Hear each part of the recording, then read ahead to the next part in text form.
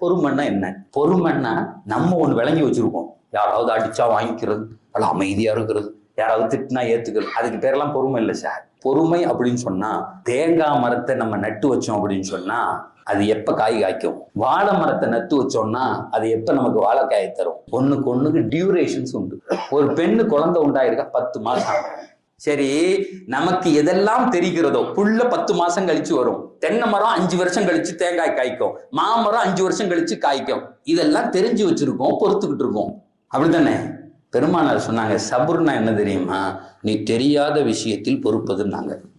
இது 1 வருஷம் கழிச்சு வருங்க, 10 மாசம் கழிச்சு வரும்னு பொறுக்கிறல்ல, அதை கொண்டாடுறல்ல, அந்த அம்மாக்கு வலிக்கிறத நீ சிரிக்கிறல்ல.